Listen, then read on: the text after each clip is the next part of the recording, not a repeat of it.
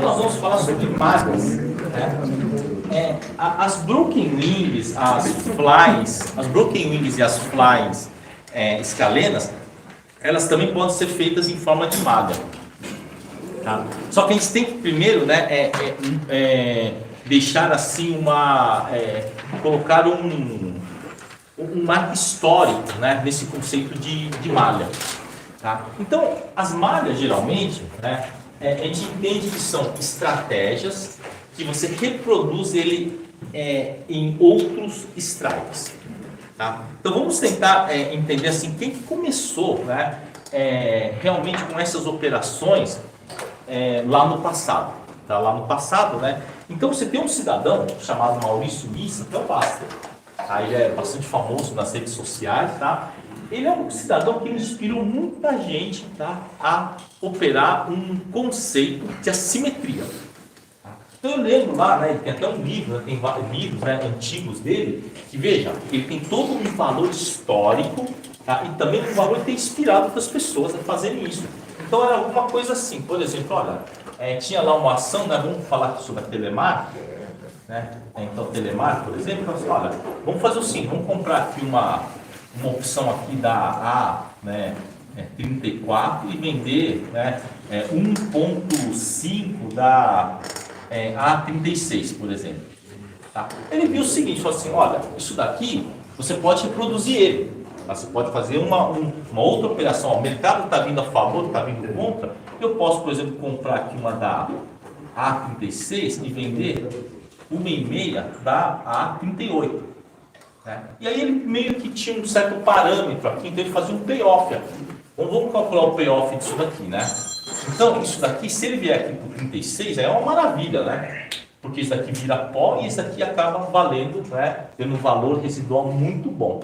Então, o conceito de malha não é um conceito de agora. E também esse não é o primeiro conceito de malha. Esse aqui é um cidadão que veio, né? E começou, né? Praticamente desbravou os conceitos sobre derivativos, tentou desmistificar, né, o conceito de derivativos, tá certo?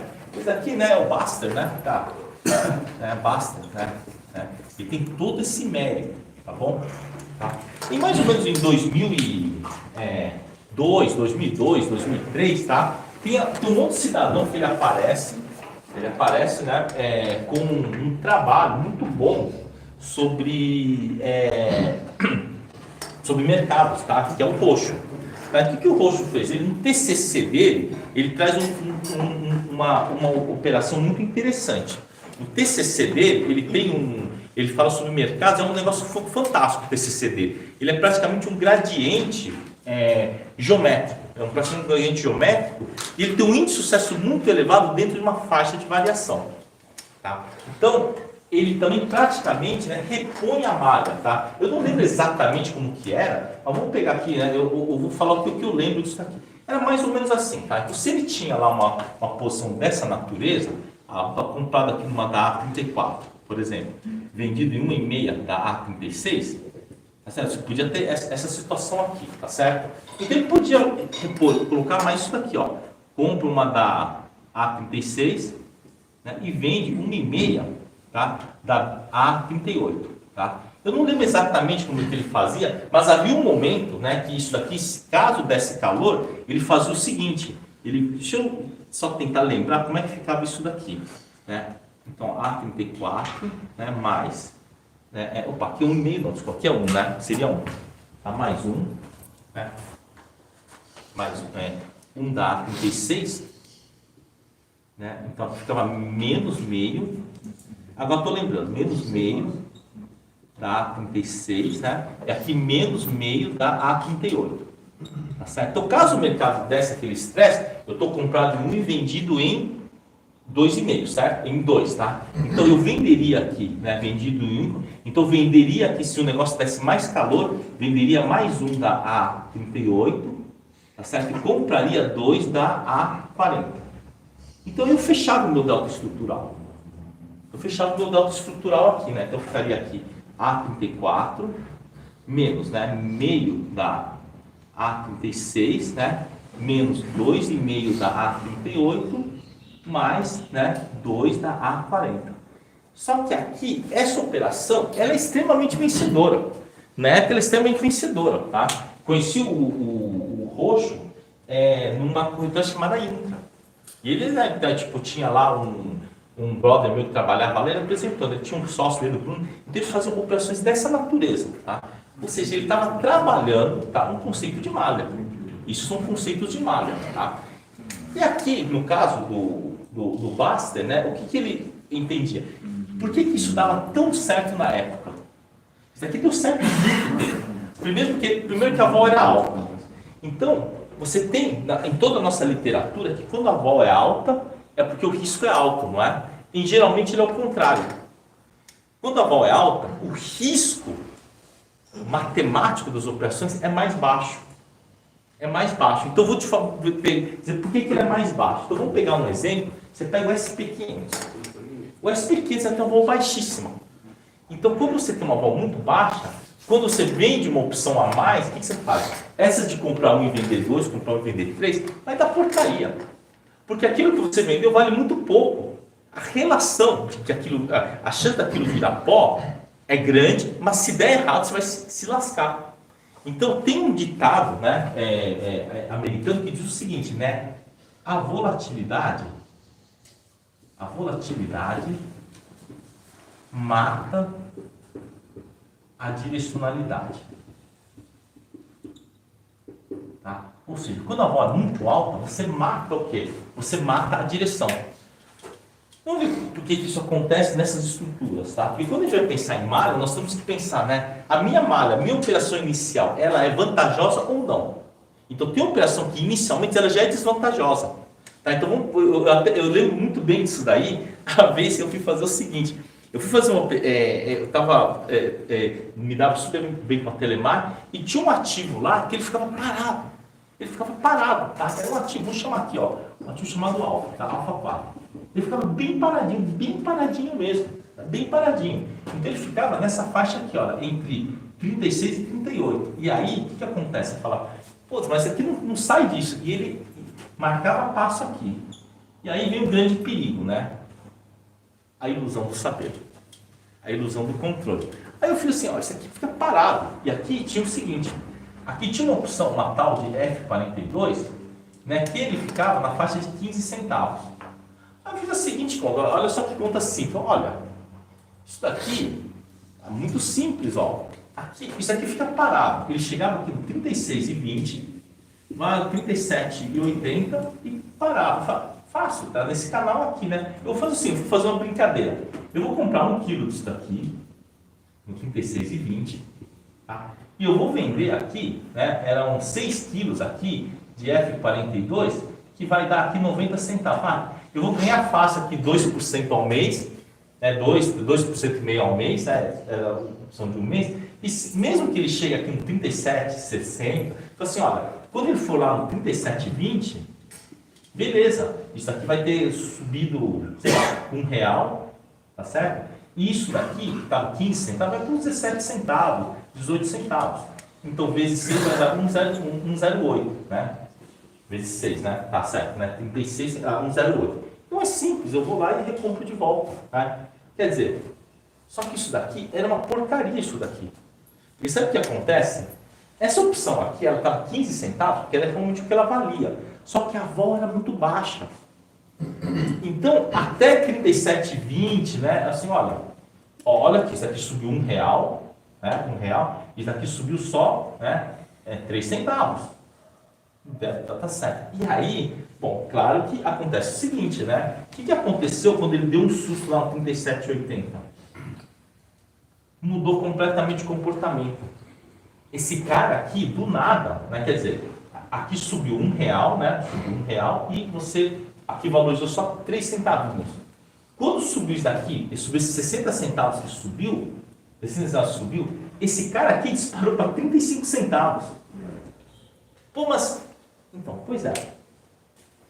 Aí quando você ia ver a vol desse cara aqui, ele falou, poxa, mas a vol dele subiu pouco.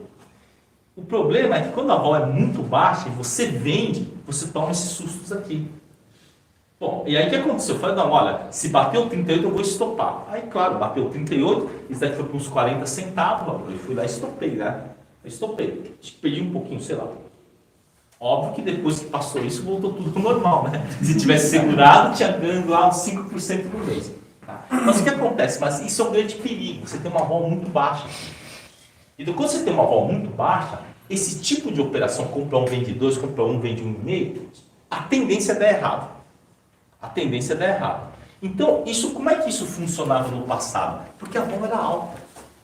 A vol era alta. Então você imagina, vamos pegar aqui um exemplo, o papel estava 34, por exemplo, tá certo? Estava 34, esse cara aqui, o 34, ele valia 2,40, 2,50, 8, 9% do negócio. E esse cara aqui valia 6, 7% do negócio. Então você conseguia fazer isso no zero cost call, sem custo. Né? Isso estou falando com o papel aqui a mais ou menos 34. Você só leva ronca a partir do 40 aqui. E como ele não chegava, essa operação acabava dando muito certo. Ela dando muito certo. E na hora que você fazia essa operação, por exemplo, só no 42 que seria o calor dele. Então quando a vol era muito alta, tudo isso acaba funcionando. Né? Aliás, muita gente que ganhou muito dinheiro nessa época, depois nas épocas seguintes, não conseguiu reproduzir o seu ganho. Não conseguiu reproduzir o seu ganho, porque as volatilidades mudaram. Então quando a gente pensa numa malha, ela vai funcionar, malha o que é? São operações recorrentes. Ela vai funcionar quando? Vai funcionar enquanto aquela condição, né, de volatilidade, de comportamento funcionar. Tá? E isso, infelizmente, aqui no Brasil, a maioria das pessoas que operam opções, eles acabam olhando o quê? Somente uma estratégia e não vê que ele tem o quê? Uma mudança na estrutura. Tá? Mas tem até alguns comentários, né? O pessoal fala assim que o Roxo e o Bassi, eles tiveram um papel fundamental, tá? na divulgação do conhecimento de opções aqui no Brasil. Tá? Hoje eu sempre falo, né? O pessoal comenta comigo, se você faz os estudos, né, mais sofisticados, mais densos, né? Mas como é que é? Um dia aquilo foi um Mato Grosso, né? Um mato bem grosso, alguém teve que carpir aquilo lá. Teve que tirar lá tanto as ervas daninhas como o mato, teve que preparar a terra.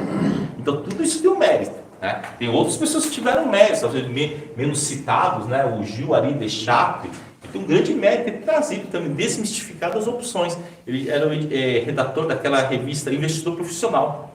Né? Então todos eles têm esse mérito aí. Tá? Mas nós vamos falar sobre as malhas atuais, né? As malhas um pouquinho mais para frente.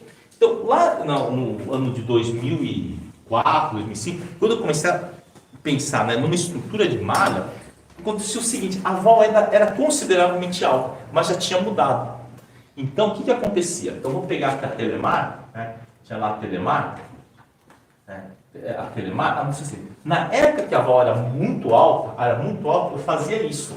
Eu pegava aqui, a Telemar, eu lembro na época, foi logo depois das Torres Gêmeas, fizemos um teste. A Telemar estava 24, tá? Pra você ter uma ideia, a gente tinha feito uma operação dessa, olha. K32 menos 2, né, da J32. Isso daqui era zero cost call. Mas assim, poxa vida, peraí. Isso daqui estava valendo em torno de 20 centavos aqui. Isso daqui em torno de 40 centavos. Eu falo assim, mas isso daqui é uma coisa de louco, porque ele teria que subir 50% para dar exercício em um mês. Ele subir 50%. Então, essas são as cotações da época. Então isso era super fácil de fazer. Era só pegar 50% para cima e fazer a operação. A chance de você levar calor nisso é quase zero. Eu até lembro as primeiras operações, isso daqui foi subindo, foi até 26. Esse cara aqui virou pó. E sobrou esse cara aqui. Era razoavelmente fácil fazer as coisas. Tá? Isso aqui ela já era uma época que a vol já tinha caído um pouquinho já. E depois, né, foram feitas operações desse tipo. Tá? A Telemar aqui no 34. Agora já numa fase de uma vol mais baixa. Isso aqui era mais ou menos 2002. Tá? 2002, né? Agora já na faixa aqui de 2005 já tinha mudado. Isso aqui já tinha mudado. A vol já tinha baixado, então você ficar vendido já era mais perigoso. Então o que a gente fazia? Aqui estava no 34, então eu fazia assim, eu comprava aqui uma da A36, que já estava uma certa distância, e vendia duas da A38. Era assim. Não chegava a dar 2, era 1.7, 1.8, fazia zero cost call. E aí quando o mercado começava a subir, o que eu fazia? Bom, então você tinha dois comportamentos quando o mercado estava subindo. Você podia ou montar outra em cima, então vamos supor que o mercado foi aqui para 35, montava outro em cima, né? A38 menos 2 dá A, haja margem, né? Haja margem. Mas naquela época a margem era baixa, chamava menos margem. Tá? Mas você tinha que ter um ponto onde você ia sair. Esse cara aqui no 35 é maravilhoso no 35, porque ele melhorava. Mas tinha que ter um ponto que você fala, não, esse aqui eu vou estopar. Então a regra era clara. Bateu 36, estopa esse no lucro. Bateu 36, estopa esse no lucro. Então aqui, o stop era no 36. E se ele ficasse entre 34 e 35, aí é uma maravilha, porque ele ia desgastando, esse desgastava mais e no final das contas, mais ou menos 5, 6 dias antes do vencimento, se tivesse no 35, esse ainda valia uns 70, 80 centavos. E esse daqui já tinha virado 10. Então era um outro mercado, tá? Mas isso funcionava porque as ordens eram altas ainda. As odds eram altas, então o prêmio que você recebia aqui era um prêmio assim, né? O prêmio que você recebia aqui era um prêmio gordo, era um prêmio que ele ia morrendo, né? Por causa da volta, né? E hoje, né? Quando você pensa hoje numa operação, o que aconteceu? A queda, olha só que coisa interessante, a queda da vol implícita, da maioria dos ativos das blue chips, ao longo do tempo tem caído aqui no Brasil. Tá? Você pegar, por exemplo, você pega a Vale, por exemplo. Né? A Vale é quase que uma exceção. Você pega a vol da Vale em 2005, 2006 e vê agora. A vol da Vale é muito mais baixa. Ela é mais baixa. Pega a vol da Petrobras, é muito mais baixa agora. Né? A Vale acho que ainda hoje é razoável a vol dela. Tá? Mas a Vale já teve uma vol de 48%, 50% tido como normal. E hoje é 30 e pouco, né? 30 e pouco, então ele caiu bastante. Então um tanto estranho quando você vê que a vol dos índices mundiais subiu. Só que a vol específica de muitos papéis, principalmente das blue chips, começaram a cair. Então hoje você comprar um e vender dois, na maioria das vezes você tem um risco bem grande, a não ser que a distância seja muito grande. Tá? Então hoje o que a gente faz? Quando a gente pensa em malha, tá? Não dá mais para fazer uma malha assim aberta, sem uma proteção. Tá? E o que acaba acontecendo é que quando a vol ela é muito baixa, talvez aquela opçãozinha pequenininha que você comprou como cobertura pode te salvar. Tá? Então quando a gente fala de malha, hoje a gente tem que pensar sempre o quê? Numa estrutura fechada, para que você não fique exposto, né, nesse risco tão grande. Tá? Então vamos falar um pouquinho aqui, né, sobre a malha, né, de Broken Wings. Então as Broken Wings, elas têm uma característica muito interessante. Tá? Acho que a característica mais importante da Broken Wings é o seguinte: é uma troca de oportunidade por risco. Então elas como estratégias absolutas, elas não são muito boas. Tá? Não são muito palatáveis, né? Porque geralmente a relação risco-retorno não compensa muito. Tá? Mas podemos pensar na Petrobras. A Petrobras, você consegue fazer uma Broken Wings, tá? De 1,5 para 1. O que é esse Broken Wings de 1,5 para 1? Quer dizer, você faz uma distância de asa de 1,5 e você fica com R$1 de delta estrutural. Como, por exemplo, assim, ó, compra uma daqui da A25, vende duas da A265 e compra uma da aqui fechando A21. Isso dá para você fazer zero cost call. Não dá para você fazer de 1,5 para 1, tá? Vou colocar aqui, né? 1,5 para 1. Né? Dá para você fazer de 2 para 2. Tá? Então, por exemplo, aqui, olha, A24 menos 2 A26, né? Mais A30. Dá para você fazer isso zero cost call. Mas aí você tem que respeitar onde está o seu papel, né? E também existe a possibilidade de fazer de 3 para 3. Ó, compra aqui uma da A21, vende duas da A24, por exemplo, e compro uma da A30, né? Zero Cost Call. E vamos ver, né, qual que é a relação risco-retorno aqui. Tá? Então, nessas malhas de broken wings, a relação risco-retorno aqui de quanto que é? O máximo que eu vou ganhar teórico é 1,50, que é a distância entre essa asa e esse miolo aqui.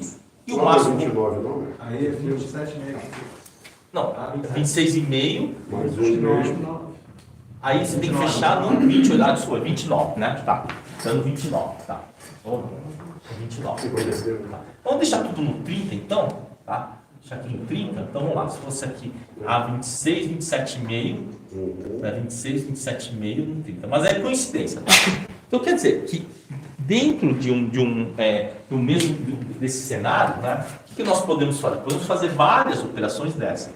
Então um exemplo, né, de você usar uma malha de broken wings para se proteger, por exemplo, de uma put vendida. Então vamos supor que está vendendo uma put do 30, né? Vamos pegar aqui um exemplo, né, um ativo aqui. Ativo aqui a 26, por exemplo. Está no 26. Aí você pega e está vendido, né, numa da M30. Quer dizer, esse daqui é o início do seu game aqui. O início está vendido aqui. Está custando aqui, sei lá, R$ 13,90, R$ 4. Você está devendo R$ 4 aí. Então você pode pensar o seguinte, assim, olha, ao invés de eu pegar e vender uma call do 26, eu posso montar uma broken wings aqui. Tá, eu monto aqui, posso montar duas broken wings, eu posso montar uma broken wings aqui. Então vamos supor que eu monte aqui essa broken wings. Eu monte aqui, olha, A24 menos 2A26 mais A30. E eu estou vendido aqui na M30. Pronto. Então aqui eu fiz uma proteção, né, dual, né, dessa operação aqui. E aqui qual que é o meu problema? Se o mercado explodir, o que vai acontecer? Eu vou ter que entregar, eu vou ter que pagar R$2 aqui na saída. Né? Porque isso aqui é uma borboleta que falta, que devia ser fechado no 20, eu fechei no 30. Tá? Então se ele ficar entre 26 e 30, quanto que eu vou receber aqui? Eu vou ter que pagar R$2 para sair. Tá? Então, quando a gente pensa em malhas, né, quer dizer, você não vai fazer todos, você vai fazer um ou outro. Tá? Se você for mais conservador, você pode fazer esse daqui. Porque acima dos 24 você sabe que vai pagar só R$3 para sair. Tá? Então, quando nós fazemos qualquer broken junto com uma put vendida, tá? Nós vamos ter que olhar assim qual é o intervalo que ele vai funcionar. Só que aqui tem um preço isso daqui. Se o mercado explodir, isso aqui viraria pó, né? Isso aqui viraria pó e eu tenho que pagar 2 aqui. Só que na hora que eu tomo a decisão, eu não tenho a bola de cristal, eu não tenho o evento futuro para tomar a decisão. Tá? Então, as broken wings, né? Se você pode pensar assim, eu posso fazer uma dessa? Pode. Posso fazer as 3? Aí não, né? Porque se eu fizer as 3, você está colocando muito risco aí na sua operação. Tá? Mas vamos supor que eu falo assim, olha, eu vou fazer várias malhas. Beleza. Então vamos pensar nesse modelo de 1,5 para 1. Então eu estou pensando em fazer essa daqui, olha. A26 menos 2A275 mais A30. Mas eu quero colocar outra. Eu quero começar outra do A27 menos 2 da A285 mais A31. Eu quero fazer uma malha, tá? A28 menos 2A295 mais A32. Assim, olha, eu quero fazer essa malha aqui e eu estou vendido numa M30. Né? Será que eu posso fazer isso? Eu acredito que sim. Tá certo? Então eu tenho aqui uma malha com 3 confrontando uma put vendida. Com certeza, se o negócio explodir, eu vou me lascar um pouco. Porque eu vou ter que pagar R$1 aqui para sair, R$1 para sair e R$1 aqui para sair. Tá? Mas vamos ver o que pode acontecer no ativo A26, A27, 28, 29, né, e no 30. Tá? O que vai acontecer aqui?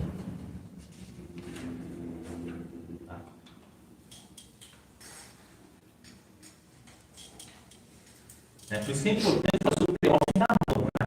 Fazer o payoff na mão para ver, você se sentir seguro ao fazer as coisas, né? tá? Então vamos lá. Então aqui eu estou vendido aqui numa M30, e aqui eu estou vendido numa M30 mais as 3 broken wings, né? Mais a minha malha. Então no 26 vai virar tudo pó. Tá? Então eu vou estar perdendo R$4 no 26. Não tem choro nem vela aí. Tá certo? Tem choro nem vela. No 27 o que acontece? No 27, quem está vindo na M30 você vai perder R$3. Mas aqui, se eu tiver nessa malha, no mínimo eu tenho, o 26 vai dar exercício. Então eu tenho aqui menos 3, eu vou receber R$1. Então eu vou estar perto, vou ter que pagar R$2 para sair. Já fez o seu efeito, já. Já fez o seu efeito. E no 28? No 28, tá? Esse cara eu vou ter que pagar 2 para sair. Mas no 28 eu já tenho uma vantagem. Porque no 28, esse cara vale 2 e esse vale 50 centavos. Então eu tenho aí R$1 para sair. Esse aqui eu vou receber R$1, vou receber R$1 esse daqui. Então é menos 2 mais 2 vai dar 0. Tá? E no 29? No 29 eu tenho que pagar 1 para sair. Né? E aqui no 29 o que vai acontecer? Esse break-even vale 0, esse aqui vai valer R$1. E esse vai valer R$1. Então vai ser menos 1 mais 2. Vou receber R$1. Tá? No 30... Tá? No 30 aqui fica 0, tá? Pela estrutura aqui a gente vai sair no 0, tá certo? E no 31, tá? No 31 aqui vale 0 e aqui eu começo a perder. A partir do 31 eu começo a perder aqui. Então aqui eu vou ter que pagar aqui R$2 para sair. Tá certo? Aqui eu já vou ter que pagar 1. Deixa eu fazer a conta direitinho. No 30 eu vou ter que pagar 1 para sair, aqui no 30 é o break-even. Então, no 30 eu já tenho que pagar 1. E se for a parte até o 32, eu vou ter que pagar 3 aqui para sair, que é o meu delta estrutural negativo. Então, o que acontece nesse tipo de situação? Eu vou ter que controlar isso daí, eu vou ter que aceitar isso daqui, né? Se o mercado explodir. Então, mas ainda assim é melhor que você pegar e ficar vendendo call na linha do dinheiro, né, a seco, né? Porque vai te dar um problema aí. Tá? Mas olha que isso daqui é uma estrutura que dentro de uma faixa operacional você ganha bastante. Tá? Você ganha bastante. Você também poderia fazer o seguinte, né? Falar assim, olha, eu prefiro fazer 2 dessas, mas não fazer essa malha. É que a malha você distribui. Tá? Mas se você não tiver tempo para ficar olhando, é melhor você fazer uma dessas daqui, né, que é mais longa. Essa daqui ela é mais longa, então essa daqui entre 26 e 30, você já consegue, acima dos 26, você já reduziu para metade o seu dano. Que é esse exemplo que eu dei aqui. Tá? Que é esse exemplo que eu dei aqui. Então, acho que compreender isso é importante. Não é uma coisa tão, vamos dizer assim, tão intuitiva. Mas dá para você fazer isso, esse 3 dá para você fazer como?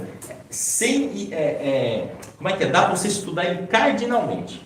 E ver se você consegue encaixar. Às vezes, por exemplo, você está vendido numa put, por exemplo, e o mercado rasgou, e aquela put que você vendeu a 5 está 3. Está R$3, é isso? Mas é fogo, né? Você tem que tirar dinheiro do bolso para pagar, né? É difícil. Então, o que você pode fazer? Você pode, por exemplo, fazer uma dessas daqui, né, e receber. Porque se isso daqui estiver muito dentro do dinheiro, que estiver no 27, 28, o que vai acontecer? Esse cara aqui, você vai receber talvez R$1,50 para montar. Recebe R$1,50 e bota no bolso. Né? Então, olhar para as broken wings, né, como uma estrutura, né, que pode ser montada para tentar segurar o resultado. Tá? Claro, você monta uma broken wings dessa daqui. Né? Quando o papel já está perto dos 30, você recebe 1,20. Se o papel voltar para 20, você vai perder do mesmo jeito. Mas é o que eu falo, entre não fazer nada e fazer alguma coisa, ou você tem uma posição que você estopa, ou faz um hedge dual dele. Tá? Mas aqui apresenta essas opções, né, justamente para entender o que aqui existem ferramentas para você tentar segurar o jogo dentro de uma faixa operacional. Então suponha que você foi lá, o mercado foi lá perto do 30, você não estopou, não zerou o negócio. Mas você montou isso recebendo alguma coisa, se o mercado ficar acima do 24, você já tem um ganho muito grande já. Tá? Então vamos pegar, né, esse exemplo que eu citei, para a gente ter uma noção, né, de como fazer essas operações podem ajudar muito a custódia.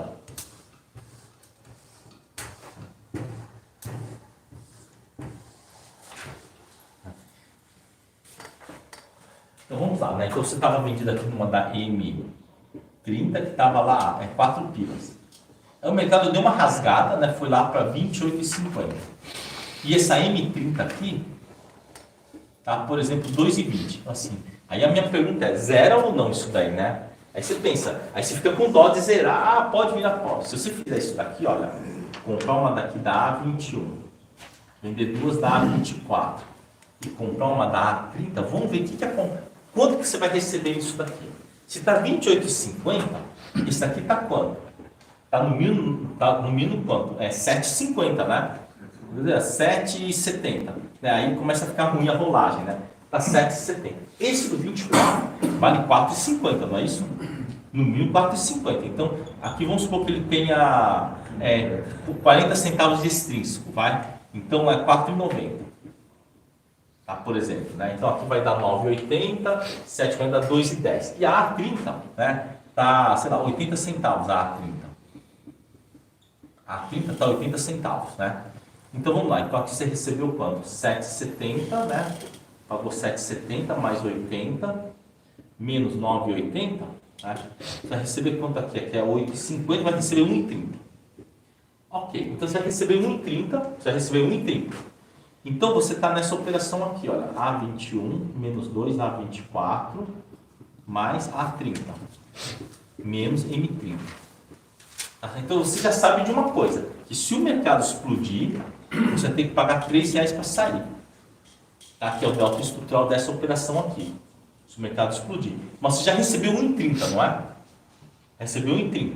Então você recebeu, se você tivesse que zerar naquele momento, você teria que ter pago 2,20. Mas você recebeu quanto?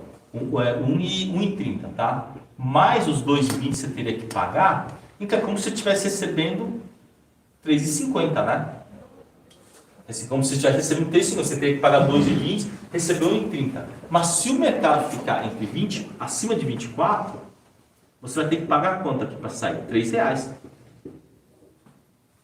Vai ter que pagar R$3 para sair. Porque acima dos 24, né? Você vai estar nessa broker índice com essa put vendida. Então, qualquer ponto entre 24 e 30, acima do 24, você já vai ter que pagar só R$3 para sair. Quando isso aqui melhora, esse piora. Um acaba compensando o outro. Tá? E aí, é só você fazer lá o payoff. Se tiver no 27, o que acontece se tiver no 27? No 27, esse aqui vale 6, esse vale 3. Zerou. Isso aqui vai valer 3, você vai ter que pagar 3 para sair. Você pode fazer qualquer combinação que você vai encontrar esse valor de R$3. Então, a gente tem que olhar para toda a estrutura hoje, nós temos que olhar o quê? Para a sua funcionalidade. Para que ela serve. E aquelas que voltam dinheiro, elas sempre são boas. Sempre são boas, principalmente se já tem uma posição para resolver. Eu já cheguei a comentar que é mais fácil você resolver um problema, né, do que criar uma solução, né? Na verdade, você criar uma solução para um problema que já existe é sempre mais fácil do que você criar uma solução, tá, para um problema que não existe. Então, por exemplo, você fala assim, eu estou com dinheiro aqui, eu quero aplicar, né? Isso é um grande problema, porque você tem milhares de pirâmides, de criptomoedas, né, para você aplicar, para você colocar lá. Agora, quando você fala, já tem esse problema que preciso resolver, é mais fácil, porque qualquer solução que você dê vai dar certo. Aqui, se você está vendido aqui no R$4, se eu pagar menos de 4, eu já estou ganhando. Se eu pagar menos de 4 nessa zeração, já estou ganhando. Então, às vezes, até é mais fácil de fazer as coisas. Bom, agora a gente tem que pensar no seguinte, né? E com a put, será que isso funciona? Ele também funciona. Com a put também funciona, tá certo? Só que a put, ela tem uma característica um pouquinho diferente. A put, ela derrete muito rápido. Então, quando você faz uma broken wings com put e o mercado sobe, ela não melhora muito rápido, ou ela piora de tal jeito, né, que meio que tira ela do jogo, tira ela da funcionalidade, tá? É diferente na call. Na call ela é bem diferente. Então, quando você pega e monta uma broken wings com a call e o mercado cai, No dia seguinte o lucro já é muito grande. Na call, se você pegar, ó, eu vou pegar aqui uma call, né, na call, né, então vamos lá, né, então vou pegar aqui, ó, Broken Wings de call, tá? Então vamos lá, você comprou aqui uma da A24, vendeu duas da A26, comprou uma da A30, Zero Cost Call. Nesse momento o papel estava, por exemplo, 26. Se o papel vier para 25, quer dizer, ficou ruim se isso aqui foi um hedge. Mas se isso for uma operação, já fica muito bom. Ele já não fica mais zero cost call. Ele já começa a voltar a quê? Ele já começa a ficar 10 centavos positivo, 15 centavos positivo. Ele já melhora muito rápido. Porque a queima desse cara aqui é violenta. Ele já melhora muito rápido. Só que na put não é bem assim. Na put, você faz uma broken wings com a put, por exemplo. Tá? Então vamos supor, né? O papel está 26, por exemplo. Você comprou aqui, olha, uma da M30 e 30, vendeu duas da M26, tá certo? E comprou, né, uma da M24, por exemplo. Que seria, né, um par ordenado desse cara aqui, né, ao contrário. Sabe o que acontece? O papel está 26. Quer dizer, se o papel subir, o que acontece se o papel... Opa, aqui é 28, desculpa, 28. Né? Se o papel subir, o que acontece? Em geral, você fala assim, então melhorou, minha broking vai melhorar aí, né? Então ele não melhora muito. Se o papel pode subir para 27, que é mais ou menos um real, quer dizer, esse aqui devia derreter bem, né? Foi para 27, isso dá um pouquinho. Então, só que aí você não consegue tirar muita grana. Ele consegue te dar assim, tipo, em torno de 1 centavo, 2, é muito pouco que dá. E a explicação é o seguinte, as puts, elas são mais frágeis. Elas são mais frágeis, tá? Quando o mercado sobe, né, e começa a machucar a put, ela é muito frágil, então o lucro que ela dá fica muito pequeno. Por isso que a volatilidade não muda muito. Não, acho que é característica, né? Acho que tem a ver com a característica aqui do Brasil, tá? O que acontece? Eu acho que tem a ver também com o comportamento do player de put. Então, como é que funciona aqui, né? O que o cara faz? É uma coisa muito interessante aqui no Brasil, né? O cara, ele chega, ele faz um hedge. Ele faz um hedge. Então, o que acontece com o cara? Como é que é ensinado a fazer compra de put aqui? Você compra put quando você está com dúvida, né? Não. Quando você está com dúvida, você não entra na operação. Você não entra. Você tem que ter uma certa certeza do que você quer. Então, o que acontece aqui no Brasil? Então, muita gente vai lá e vai tentar operar uma put, por exemplo. Então, assim, acho que o mercado vai cair. O que o cara faz? Aí o mercado cai um dia, vai dar porcaria. Vai lá e compra um monte de put. E aí o que acontece? Até inflaciona um pouco o preço. Só que na hora que o mercado dá uma melhorada, o que o cara faz? Não, agora é para cima. Tá todo mundo falando que vai subir, vai lá e vende a qualquer preço a put. Então, as puts aqui no Brasil, principalmente essas assim, que tem 3, 4 reais de valor, 2, 3 reais, assim, tipo, vamos dizer que chega a mais de 5% do valor do ativo, mais ou menos, né? Eles são muito castigados. Então o mercado sobe, esse vai derreter bem, mas esse também vai derreter muito. Esse também vai derreter. É diferente da call. Na call, esse derrete bem e esse derrete bem menos. Então é só você fazer o seguinte, pega duas puts mais ou menos próximas. Sei lá, da Bova 11, por exemplo, uma do 118 e uma do 115, são mais ou menos próximas. Quando você vai ver, quando o mercado sobe, o que acontece? Os dois caem. Os dois vão cair. Se você pegar em termos de porcentagem de perda, você pode ver que a do 115 e do 118 dá mais ou menos a mesma coisa. Tipo, um cai 15%, outro cai 14,5%. Né? Agora, quando é call, não é assim, não. Quando a call começa a cair, como que acontece? Você pega da A26 e A24, esse cai 15%, esse cai 10%. Tá? Então, é mais ou menos assim que acontece com as calls. Então, as calls funcionam assim. Quando vem conta, o mercado começa a cair, as calls mais na linha do dia, elas derretem. Derretem 15%, 18%, 20%, e essa mais dentro cai. Tipo, caiu 15%, esse vai cair só 10%. Então, esse diferencial que gera essa grana. E na put não é bem assim. Se esse daqui cai 20%, vai cair 18%, 19%, ele cai quase na mesma proporção. E é por isso que nas puts, as broken wings, não funcionam tão bem. Não funcionam, a não ser que você faça ele muito dentro do dinheiro. Né? Só que aí também demora muito mais para dar efeito. Tá? Então, quando é mais perto da linha do dinheiro, não funciona muito não. Tá? Mas isso é uma característica. Isso a gente já viu que isso acontece. E o que acontece com a put? A put tem uma desvantagem em relação a call, que é a rolagem é ruim. Tá? Então vamos lá, vamos pensar o seguinte. Então vamos lá fazer a seguinte afirmação, né? Tem uma afirmação aí de um Instagram que ele fala o seguinte, tá?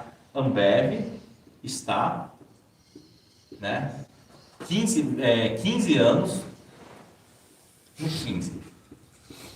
Tá certo? E ele pegou e xingou, falou que isso daí é uma porcaria. Não, não é uma porcaria. Então a gente tem que ver o seguinte, esse é um fato. Então o que nós vamos extrair desse fato aqui? Bom, se ele está 15 anos lá no 15, quer dizer que você passa pelo 15. Vem para 14 por 15, vai para cima do 15. Então faz o seguinte, olha, abaixo dos 15 você compra, acima você vende. É isso que você vai fazer então. Tá certo? Você pode clicar. Então, aqui o que é? Uma visão empírica do negócio. Uma visão malaya. Olha, acontece isso, eu vou fazer isso para ganhar dinheiro. Tá certo? Eu vou fazer isso para ganhar dinheiro. Tá? Então, você vê, né, aquele lance lá da fábrica de calçados, né, que eu instalar lá na África. Aí chegar num país lá, não sei se é Namíbia, que país que era, eu falo assim, cara, vou instalar uma fábrica de sapatos aqui. Aí o cara olha assim, não adianta, porque aqui ninguém usa sapato aqui, tudo anda descalço. Beleza. Aí o outro fala, não, mas tem 10 milhões de pessoas para vender o sapato. Então, é uma questão de visão de negócio. Tá? É uma visão. Então, o que você quer? Você quer ir lá, olhar para a característica, olhar ele negativamente ou positivamente? Pode ser que não funcione essa estratégia, mas pelo menos não precisa ficar xingando as pessoas, né? Nem quem opera isso daí. Então, é isso que você vê, né? Agora vamos lá, né? Quer dizer que, então vamos lá. Então, a característica da put, tá certo? Que é rolagem, tá? Baixa, ou rolagem ruim. Mas por que a rolagem dele é ruim? Pô, é a característica dele, não tem o que fazer. Então quer dizer que a opção do mês seguinte vale só um pouquinho a mais que a opção desse mês, não é? Então eu compro do mês seguinte. Então quer dizer, então vamos lá. Você tem a série M e a série M. O que você gostaria? Olha, a série M está com um preço bom, tá certo? E a série M está com um preço um pouquinho melhor. Tá? Então, de repente, o meu lance é comprar a série M. É comprar a série M. Mas aí também tem um outro problema se eu comprar a série M, se eu comprar lá para frente. Ele não casa, o financeiro, a temporalidade não vai casar. Não casa, mas não tem problema. Se a temporalidade não casa, então eu vou ter que pensar no seguinte, tá? Se eu quero fazer, né, uma Broken Wings com put, tá certo? A gente pode chamar de fly também, né? Uma fly escalena, tá? Porque ele se diferencia tanto nas asas como nos vencimentos, ele é escalena, tá certo? Então eu teria que fazer o seguinte, eu compro a mais longa. Tá? Compro mais longa. Então vamos aproveitar o quê? Essa característica que a rolagem é ruim e já comprar do mês seguinte que é mais barato. Tá? Que é mais barato, tá certo? Então ao invés de eu pegar e fazer uma Broken Wings no mesmo mês, eu faço em meses diferentes. Tá? Então vamos pegar aqui. Só uma coisa, aqui no dá uma olhada no celular de vocês. Vocês têm no grupo lá do S, tá? Nós temos lá, né, no Telegram, Vai no grupo do Telegram, vocês têm lá, eu vou pedir para vocês passarem aqui os valores. De palestras. Isso. 115, 103, 110. Isso. Só me passa aqui os valores. Não tem aqui. Não, tem um pouquinho para cima, tem um maior aqui. Tá, então vamos lá. Pega esse maior ali, pega aqui do 115, aquele que tem maior. 1,74. Aqui é 1,74, né? Aqui é 1,43, 1,15, 85 centavos, 74 e 58. Tá bom, tá. Então agora aqui. 2,42, 2,12, 1,83, 1,60, 1,38, 1,17. Deve ser uns dados aqui, 2,73, 2,45, 2,10, 2,02, 2,05, 162. 162, tá? Então, como vocês devem estar distorcido aqui, tá? Vamos tirar esse daqui que ele está distorcido. Vamos tirar esse daqui também, tá? Vamos olhar só até aqui, tá? Então, vamos pensar o seguinte. Tá? Vamos pensar o seguinte. Então, agora que a gente vai começar a olhar o quê? Realmente, né, o conceito, né, de modelagem, né, sobre o conceito Malaya, tá certo? Então, vamos falar um pouquinho, né, sobre o quê? Né? O empirismo, né, Polinésio Malaya. Então, o Polinésio Malaya, tá, é um modelo de empirismo em que você só acredita no que está acontecendo, no que você está olhando, no que você está vendo, e você quer resolver o seu problema, você não quer saber uma retórica. Tá? Então vamos pegar um exemplo em que parece irracional, e que, sob o ponto de vista do empirismo, ele é racional. Tá? Isso foi uma condição real. Uma condição real, tá? Que aconteceu faz bastante tempo já, então eu não lembro os valores exatos. Então, aconteceu o seguinte, tá? Tínhamos feito lá uma campanha, né, numa fábrica, comprar leite em pó, né, ia distribuir lá, né, numa cidade, né. Aí aconteceu o seguinte, né, o trato era o seguinte, tudo que arrecadasse, ia comprar tudo em caixa de leite em pó, né, da marca Líder. Bom, beleza. Então a gente esperávamos que ia arrecadar o suficiente para comprar tipo umas 40 caixas, 50 caixas, né? Tá. Só que foi um concurso público, né? A gente tinha que cumprir, né? As 40, 50 caixas. Aí aconteceu o seguinte, as doações todas davam para comprar quase 500 caixas de leite, né? Marca Líder, né? Com 500 caixas. Vezes 24 que tem numa caixa, 20... meu Deus, olha quanto que tinha, né? Bom, você tinha que comprar, né? Já tinha até caminhão para entregar, tal, nos orfanatos. E aí o que aconteceu? Você não tem 500, você chega no supermercado, por maior que seja, você não consegue chegar lá e comprar 500 caixas de leite em pó. Né? E aí geralmente cada um deles fala assim, não, olha, aí explicava a situação, não, tá bom, eu vou te vender 20 caixas do meu estoque, então. Não vou te vender as 500, senão eu fico sem vender aqui. Tá certo, né? Que o supermercado, o interesse não é só vender, ele tem que atender os clientes, tá certo? Bom, beleza, aí o que aconteceu, né? Então a gente tinha um preço padrão. Então vamos supor que hoje o preço padrão de uma lata, né, de leite em pó custe, por exemplo, R$20. R$20. Então a gente sabe que em determinado atacado está R$17,50, no outro está 18, né? Só que é o seguinte, você tinha uma questão temporal lá. Tínhamos que, a gente começou na quinta-feira, no domingo de manhã tinha que entregar. Então tínhamos quinta, sexta e sábado para comprar isso daí. Então a gente não tinha muita escolha. Chegava lá no mercado, aí a gente chegava no mercado que era menor, mas quanto que é lá? Ah, 23. Mas quanto você tem no estoque? Não, quanto você pode disponibilizar? Olha, posso disponibilizar 10 caixas. Cara, se o preço médio era 20, por que eu estou pagando 23 no negócio? Porque eu tenho uma condição que eu preciso resolver. Eu preciso entregar essas 500 caixas até 10 horas do domingo. Então eu tinha uma condição para resolver. Aí, então nesse caso, já não faz sentido. Você fala, mas lá é mais barato, tá bom. Aí você vai lá naquele atacadão, né, que está mais barato, está R$17, você fala assim, olha, aí explica todo, faz todo aquele discurso lá, e fala assim, não, tá bom, eu vou te disponibilizar 10 caixas. Ah, R$17 cada um. Só que 10 caixas é 2% do que eu preciso. De repente, aquele cara que me vende a 23, a 25, que seja, ele me entrega mais. Então, veja que quando você vai tentar fazer alguma coisa, você tem que pensar em resolver o problema. E não em criar uma discussão, uma retórica em cima de uma lógica. Você precisa resolver aquilo, você precisa entregar aquelas 500 caixas. No final, conseguimos. E o preço médio que a gente acabou pagando, vamos supor que o preço médio era R$20, por exemplo, no normal, né?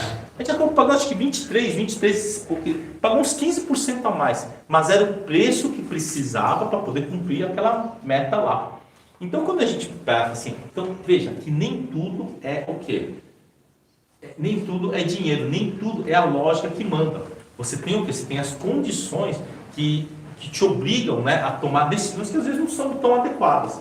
Tá? Então, quando a gente fala de derivativos, de operações desse tipo, também vai assim. Porque na hora que você toma a decisão, você não sabe o que vai acontecer no futuro. Você tem que pensar, a minha decisão melhora ou piora o meu negócio. Tá? Então, vamos lá. Aqui, né, nós vamos começar a falar um pouquinho aqui sobre o quê? Uma malha, né, de flies escaleras. tá?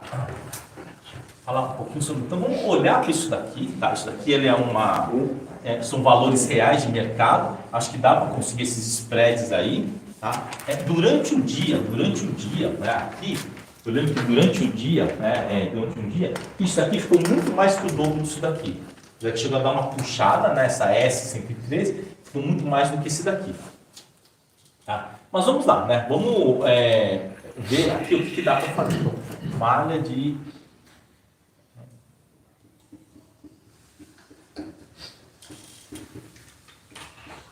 Então, isso daí, né, se você for montar a posição, ela é ruim. Mas como head, ela pode ser muito funcional. Tá? Bom, então vamos lá, né? Se você vai... Aqui, toda operação que você fizer, você vai ter que tomar uma assunção. Então, suponha que você faça o seguinte, tá bom, eu vou comprar aqui, né, uma da P, né, 115, e vender duas da S 113. Por exemplo, né? Se o papel tiver 115, o que vai acontecer? A minha assunção aqui é no 111. Só que, para eu não ficar muito descoberto, eu vou comprar aqui uma da S100, tá bom? Só para não ficar muito descoberto. Vou comprar aqui uma da S100. Tá? Mas isso aqui tá...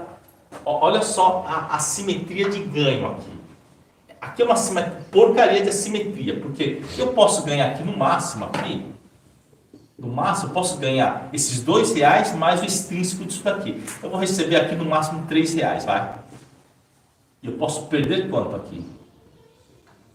Posso perder 9, né? Não, posso perder 11. Posso perder 11. Então, que porcaria de assimetria é essa? Pois é, né? Se for, por exemplo, se você já tiver vendido aqui na 100, faz sentido. Eu posso perder 11, tá? Mas talvez eu possa melhorar um pouco isso daí. Eu posso melhorar isso, né? Como esses daqui, eles são muito próximos, por exemplo, eu posso talvez fazer um pouquinho diferente, né? Até forçar um pouquinho a barra, né? E reduzir aí reduzir o risco, tá? Posso fazer, faço o seguinte, eu posso fazer esse com esse. Compro um, vendo dois e compro uma lá. É melhor isso daí, né? A minha perda será bem menor se o mercado cair. Tá? Então tem muitas, tem muitas possíveis combinações aqui. Tá certo? Tem muitas possíveis combinações. Mas tem algumas combinações que, especialmente, elas talvez sejam muito interessantes.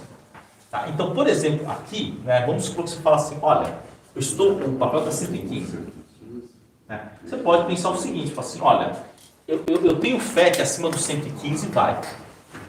Tá? Ou então vai acima aqui vai acima lá dos 115, por exemplo. Tá? Eu acho que acima dos 115 vai. Então, você pode pensar em algumas operações interessantes aí. Você acha que vai acima dos 115, você pode, eu faço o seguinte, eu compro uma aqui da T115, vendo duas da S114 e compro uma da S110. Então, nesse caso aqui, eu compro um, vendo dois e compro um, vou pagar 20 centavos, tá? Mas qual que é o máximo que eu posso ganhar aqui? Eu acho que está em torno aqui uns 2,50 mais ou menos, se ficar perto de 114, e o quanto que eu posso perder aqui? Posso perder aqui quanto? 3, né? 3 pilas. Então, essa operação aqui é melhor, eu acredito que seja melhor essa daqui. Essa aqui eu acho que ela é bem melhor, tá? E eu tenho um ganho muito grande na faixa 115. Só que essa operação, qualquer uma dessas daqui, em especial, elas são operações que, quando começa a chegar mais perto do vencimento, ele arrebenta de ganhar se estiver acima do 115, muito rápido. Quem está acompanhando, por exemplo, essa T115, você vê que ela é resistente, né? Ela não quer vir abaixo dos 2. Mas é porque o papel está no 100 e pouco. Pois é, né? Só que R$2, na norma, né, é uma coisa interessante, né? Que as opções entre R$2 e R$3 dão muito jogo, principalmente tiver mais do que um mês. Né? Porque elas são muito usadas para quê? Para fazer hedge. São muito usadas. Então aqui nós estamos tendo uma relação aqui, talvez não muito boa, não tão saudável assim. Talvez a relação não seja tão saudável, né? Porque o seu potencial de perda aqui é mais ou menos quase que 1 para 1 aqui, né? Agora, olha só que coisa interessante. E se eu fizer aqui, olha, isso daqui, ó, eu pegar U, né? Eu pegar aqui, por exemplo, né? Comprar aqui uma da U 115, vender duas da T 113 e comprar, né? Uma da T 110. Olha só que interessante. A relação já é diferente. Eu posso ter um máximo aqui de ganho na faixa de 3, tá certo? E qual que é a minha perda aqui? Só de 1, né?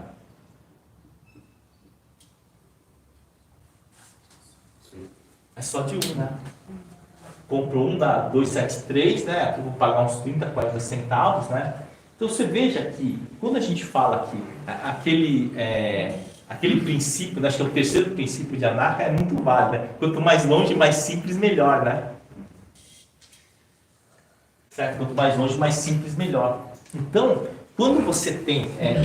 eu até lembro uma vez que estava numa mesa, a gente estava olhando um baita de um calor, e aí tinha, né? Só que tinha um trade que a gente estava fazendo, que aquele trade, nossa, a gente estava levando um calor de uns 300 mil lá na posição, e aquele trade estava dando 30 mil por dia, que ele ia, voltava, né? Pô, pena que só tem mais 5 dias, né? Se não, se tivesse mais 20 dias na frente, a gente conseguia resolver o problema, né? Aí eu lembro que o chefe falou assim, se tivesse tempo infinito, bom, aí todo aquele discurso, se tivesse tempo infinito, se tivesse margem infinita, a gente resolvia tudo. Pois é, né? Mas aí, acabou que, no final, acabou perdendo, né? Não teve jeito, né? Perder faz parte, né? Então você veja que quando você começa a olhar isso daí, você passa, poxa vida, mas quer dizer, existe riqueza aqui. Existe riqueza, tá? Talvez não naquela magnitude que a gente quer, mas existe riqueza o quê? Aqui. Aqui existe. Ele existe. Então, aí você pensar assim, mas aqui, vamos pegar esse cara aqui, pegar esses valores. Então, 273 aqui é 366, então é 66 mais 27, 86, 93, vai pagar 24 centavos, tá bom? E aí vem a seguinte pergunta, vai falar assim, opção, mas aí se subir eu perco esses 24, né? Então, aí vem a frase lá da Brigitte que ela fala o seguinte, não, mas isso aí praticamente não tem risco. O que ela quer dizer com isso? Não é que não tem risco, claro que tem risco. O que ela quer dizer é o seguinte, pô, bro, esse cara aqui vale 2,73. Você está pagando quanto nele? Menos que 10, está pagando 9% do valor. Em que situação que uma opção perde 90% do seu valor? Demora, né? Demora. E outra, vamos supor que passou um tempo. Passou um tempinho, por exemplo. Passou um tempinho. Vamos supor que passou um mês. Então, esse cara que hoje vale 1,83 vai valer quanto depois de um mês?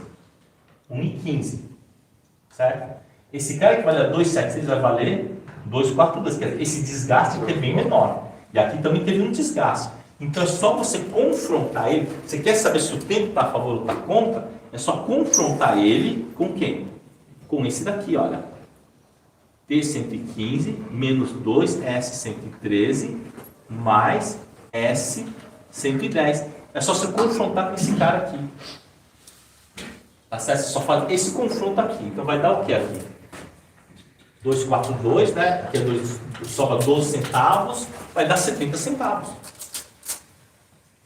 Então, olhando essa translocação temporal, você já tem uma noção se essa sua estrutura está com o tempo a favor ou está com o tempo contra. Só essa conta aqui já salva o cara de muita coisa. Então, acho que agora começa a ficar mais claro, né? Porque todo esse trabalho de empurrar o pessoal para a BOVA 11.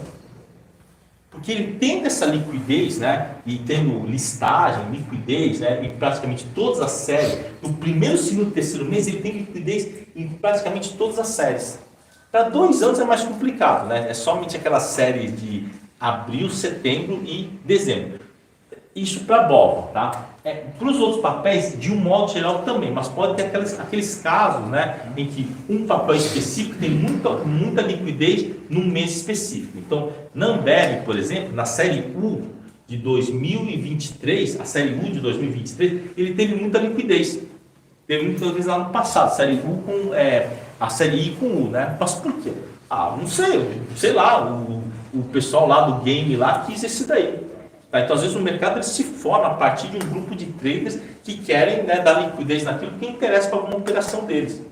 E, ao contrário do que o pessoal fala, né, que todo mundo fala assim, olha, se tem gente interessada nessa opção, é porque ele está querendo vender barato. Aqui no Brasil não é bem assim não.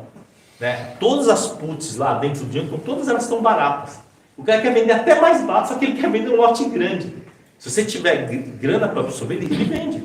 E está disposto a vender, porque a operação dele é outra, não tem a ver. É aquela questão lá da limitação.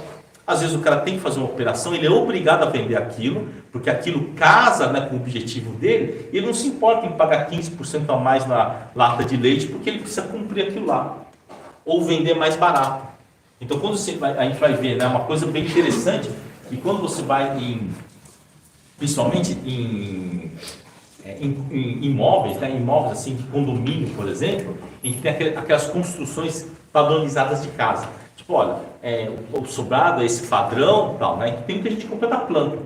A planta tenta lucrar na saída. Só que na hora mesmo, assim, antes da pré-venda, antes da pré-venda, quando a imobiliária pega, faz as suas campanhas, geralmente você consegue comprar com uns 10 até 15% de desconto, você pagar à vista. Porque sempre vai ter um cara que faz o seguinte, sempre vai ter aquele cara que ele é muito mais ágil, que ele já tem uma destinação para esse dinheiro. Então, ao invés de ele ficar lá esperando chegar a vez dele para vender, ele vem lá com 10, 12% de desconto, pega o dinheiro na hora e já aplica em outro. Se ele ganha, por exemplo, vamos supor que ele ia demorar para vender via imobiliária mais 4 meses. E ele vende antecipado, ele pensa assim, esses 4 meses que eu ganhei, eu deixei lá 12% na mesa, mas eu já aplico num outro imóvel e eu pago ele antecipado com mais desconto. Então, nem sempre aquela operação que o cara está fazendo, naquela operação você tem que falar, ele está perdendo ou está ganhando. Você não sabe o que ele está fazendo. E se ele estiver trocando aqui para uma posição melhor? Então, a gente tem que olhar para a nossa posição. Tá? Não pode ficar olhando para a posição do outro. Por isso que esse negócio de ficar olhando vol, eu não gosto muito. Porque quando você fica olhando vol, você está olhando tudo aquilo que o mercado está olhando. Você tem que olhar para a sua posição. Tá? Eu fico pensando assim, olha, o cara que comprou lá a Magazine Luiza lá nos 18, 20 centavos, fez uma grande besteira não vendendo 20 reais. Assim, você está falando isso porque depois caiu, não. Depende, tá? Se o cara colocou lá 50 mil reais na Magazine Luiza, ele transformou em 5 milhões.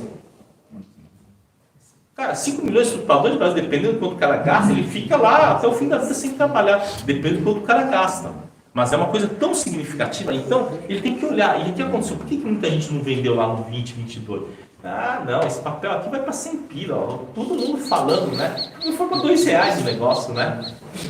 Foi para R$2. Aí se pegar lá o tempo que ele ficou lá, talvez tenha empatado com o DI, só sei lá o que aconteceu.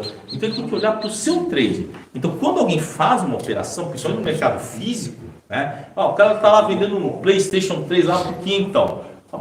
PlayStation 3, você vai comprar numa loja com garantia, é 1.500, 1.400, né? Por que o cara está vendendo por 500? Sei lá porque o cara está vendendo por 500, não me interessa se estiver funcionando e for do meu interesse, eu vou lá e compro. Mas você não precisa ficar fazendo essa conta. Agora, a sua conta você tem que fazer. Tá? Então tem gente que, por exemplo, tem imóvel na praia, imóvel no interior, paga 3 condomínios. Aí você vai falar assim, o cara devia fazer outras coisas com o dinheiro. Você não sabe a vida do cara. Às vezes aquilo é tão pouco perto do que o cara ganha, que fala, não, prefiro manter a minha casa de campo, a minha casa na praia, eu não me pode pagar condomínio, eu posso, não tem problema. Então cada um tem a sua vida. Cada um tem a sua vida. Você vai ter gente morando em apartamento de 5 milhões de reais, tá? Andando com um carro de 30 mil. E você vai ter gente morando num apartamento de 500 mil e andando num carro de 1 milhão. Então você vai ter. Então cada um sabe o que faz. Ou pelo menos deveria saber, né? Ou finge que sabe. Mas você tem que olhar para o seu trade. Então você vai falar assim, mas e se eu fizer um busto horizontal aqui? Compro 1 quilo e vendo 2 aqui. Beleza. Não tem problema nenhum. Eu não vejo problema nenhum fazer isso daí. Assim, e se eu quiser comprar 10 quilos desse e vender 12 desses, trazer o cost? Faz sentido? Vê se faz sentido para você. É para você que tem que fazer sentido. Entendeu? Mas eu acho que isso daqui vai longe. Eu acho que... E se eu quiser comprar 10 quilos desse e vender 11 desse? Eu exponho só 1 quilo. Isso é um problema seu. É um problema seu. Aí você suporta isso, né? Caso o mercado venha cair. Mas que aqui é perigoso, né? Se eu comprar 10 e vender 11, estou levando um chumbo em 5 quilos, em 5 quilos de de col lá no 105. Eu compro 10, vendo 11, estou expondo 1 quilo. E se o mercado ficar no 116, eu fico com 10 quilos disso.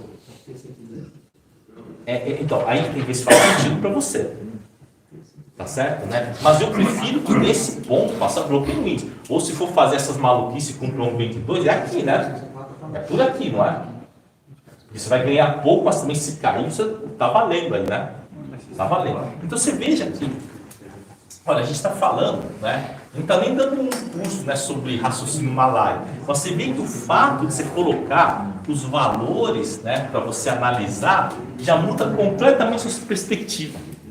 Tá? Quando a gente fala assim, né, eu acho assim, tão interessante que quando você vai para o interior do Brasil, né, você pega assim, olha, assim, eu digo assim, mas o interiorzão mesmo.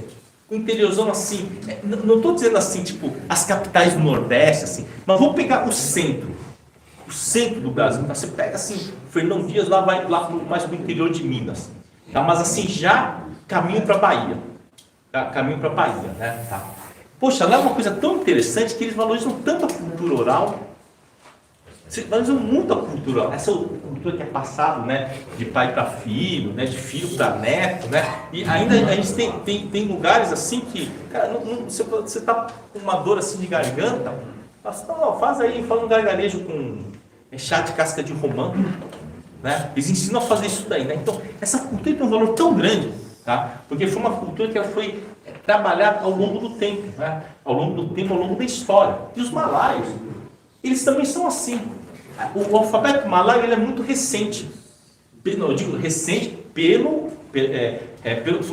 pela longevidade que tem essa cultura, né? Pela longevidade da cultura deles, né? Então a cultura lá é muito forte, mas também a cultura da observação. E quando nós começamos a, vamos dizer, depois da Revolução, acho que o que meio que mudou muito o mundo foi o quê? Foi justamente a invenção da imprensa barateada, a imprensa. Tá, então lá, né, Gutenberg, os chineses também tinham o seu sistema de imprensa, né? Mas a popularização da imprensa fez uma coisa muito legal. E você tem o quê? Você tem o registro do saber. O registro, mas não só o registro pode ser publicado. Então quando você pega a escrita, a fala, no passado, né, a gente pensa assim, sempre foi assim, você teve a escrita e a fala. Não, nunca teve isso. A escrita e a fala, ela tem uma convergência na modernidade. No passado, não. No passado, não. Vamos pegar um exemplo que seria assim. Os escribas lá do Antigo Egito, eles não sabiam o que estavam escrevendo lá. Eles só reproduziam os desenhos. E a escrita tinha que função? Tinha função realmente de contabilidade, né? Uma função de registro, de impostos, né? Coisas desse tipo. A escrita e a fala não era uma coisa, vamos dizer, do dia a dia. Você tinha a fala, mas a escrita não era uma coisa do dia a dia. Tá? E isso não é só uma coisa só na antiguidade. Quando você pega o Japão, por exemplo, o Japão feudal, você tem o quê? Você tem no Japão feudal, né, um instrumento chamado sangakus. Tá? Então os sangakus, eles são estruturas, né, são mosaicos em que retratam, o quê? Situações do dia a dia e a resolução de problemas. Então eles tinham muitos sangakus que eram relacionados com problemas de matemática, de geometria, de hidrostática. E uma coisa interessante nos sangakus era o seguinte, que alguns sangakus, né, que são mosaicos muito antigos, a escrita deles, hoje os japoneses não conseguem entender aquilo. É uma escrita tão antiga que ele não consegue entender. Mas você olhando para o desenho, você entende como que é a solução. E eles tratavam tudo sem fórmula, somente com a descrição do raciocínio. Então vamos lá, o tronco de cone. Tá? Qual que é o volume do tronco de cone? Tem uma fórmula lá. É volume, H sobre 3, tem um volume lá, né? Ele tratava cada problema como um caso à parte, um caso específico. Né? Então é no desenvolvimento do raciocínio. Então você vai falar assim, então teve uma transição entre a convergência da fala e da escrita. E quando essa convergência ela se deu, dependendo da época que se deu essa convergência, você tem o quê? Uma fidelidade fonética diferente. Então em português, né, você sabe que uma coisa, o pessoal fala muito do Brasil, né? Por que vem tanta gente aqui pro Brasil? Bom, então tem aquela parte que fala que é muito bom, tem muito estrangeiro bom que vem para cá, e tem gente que fala mal do estrangeiro, fala, não, tem muito estrangeiro ruim que vem para cá, vem de país ruim, tem uma cultura. Mas por que o Brasil atrai tanta gente? É uma boa pergunta. Por que atrai? Bom, primeiro você é uma dimensão continental. Ó, vou para um país, eu estou num país lá, lascado aqui, no meio de uma ilha lá. Pô, vou morar numa outra ilha? Eu vou morar numa outra? Não, quero ir num lugar que tem, que eu tenha onde andar, que eu tenha... Aliás, a maioria dos chineses que vem para cá, aqui do comércio, o que eles falam? Falam assim, a gente pergunta, por que você vem para cá? Não, lá na China é muita gente, é muita concorrência, né? Aqui no Brasil, você consegue ter você vai aqui aqui na Grande Curitiba, você aluga uma casa grandona lá por R$1.000, $200, isso não existe no meu país, né? Quer dizer, né, tem esse atrativo, mas um atrativo muito forte, cultural, que pouca gente fala o que é a fidelidade fonética. Cara, quase todo mundo que eu conheço, né, que tipo, assim, que vem principalmente do leste europeu para cá, ou da Ásia Central, fala, cara, a sua língua é maravilhosa, porque quando você fala cachorro, né, o CA, ele é K em todas as frases. A fidelidade entre a escrita e a fala é muito grande. Eu até lembro uma vez que tinha eu peguei lá um livro, né, que era assim, que era um cara que diz que ele pegou a língua de Taiwan não tem escrita, ele só tem a fala. E como é que você faz? Você escreve em mandarim, que não é a nossa língua é o taiwanês. E aí o que acontece? O cara pegou e fez um livro, disse que era o maior compêndio sobre, né, a língua taiwanesa, inclusive, os seus traços da língua holandesa, da língua flamenga, porque Taiwan foi colonizado pelos holandeses durante um bom tempo, nós temos uns 80 anos, então tem lá um traço cultural que já é mais remoto, mas tem. Aí quando eu fui ler aquele livro lá, eu olhei assim, mas mãe, não dá para entender nada, porque o que ele está falando aqui não é a mesma coisa que ele está falando do taiwanês, né? Então ele colocava lá em taiwanês transliterado, né? Transcrito assim na fala. Isso aí que aconteceu? Cara, não dava para entender aquilo, mas sabe por quê? Porque ele não usou o português. Ele usou o quê? O castelhano, e o castelhano ele não tem uma reprodução fonética tão perfeita. Eu falo, não dá para entender, o cara tem que saber castelhano para isso daí. E outra, o português é uma coisa muito interessante, né? Em grande parte dos países, principalmente da Ásia Central, né? Quando eles têm que fazer tem que escolher uma segunda língua, né? Quer dizer, tem que falar a língua do país dele, geralmente o inglês. E uma terceira língua, quase toda, uma grande parte gosta do português. Por causa dessa questão do quê? Da reprodução fonética, que tem uma grande perfeição de reprodução fonética. Então, teoricamente, se o cara souber os consoantes e as vogais e souber juntar, né, as sílabas, praticamente ele já é letrado. Ele, teoricamente, pode até ter dificuldades, tá? Se ele conseguir conhecer a letra, ele já consegue minimamente ler, tá? E talvez, né, conseguir entender o que está escrito. Então, aqui no Brasil, a alfabetização é dada em torno de, sei lá, 2 anos, 1 ano, 2 anos. Em alguns países é de 7, 10 anos. Por quê? Porque a reprodução fonética não é tão boa. Então, o Brasil ele tem essa vantagem. Nós temos essa vantagem muito grande. Tá? Por isso que eu acho que o Brasil ele atrai tanta gente também. Por quê? Por causa dessa questão da reprodução fonética. Ela é muito boa aqui no Brasil. A minha mãe mesmo fala, nossa, aqui é fácil, né, para você aprender lá as 26 letras, que você já está letrado já. Não consegue entender. E na maioria dos países não é assim. Imagina só, você lá lá na China, lá em Taiwan, e você pega isso daqui. O que é isso daqui? Isso daqui é um soldado, isso daqui, né? Isso daqui, né? Isso daqui é um cavalo. Isso daqui, isso é um cavaleiro. Até você entender isso daí, você demora uns 10 anos. A alfabetização chinesa, o mandarim, é de 7 a 10 anos. Não é? Então, o que acontece no Brasil? O Brasil ele é bem diferente. Tá? Então, nós temos que ter consciência disso. Nós somos uma cultura completamente diferente e temos que aproveitar o que nós temos de bom aqui. Então, todas as nossas características, elas podem ser o quê? Ter uma boa exploração comercial no sentido de favorecer o quê? O nosso dia a dia.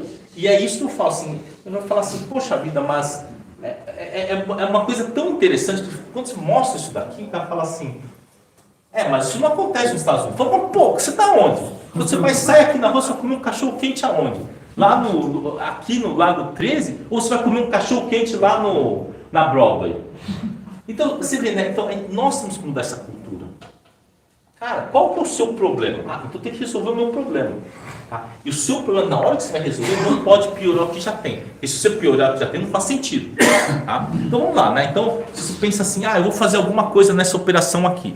Cara, tem muita coisa para fazer aqui. Então, você vê a combinação que é melhor para você.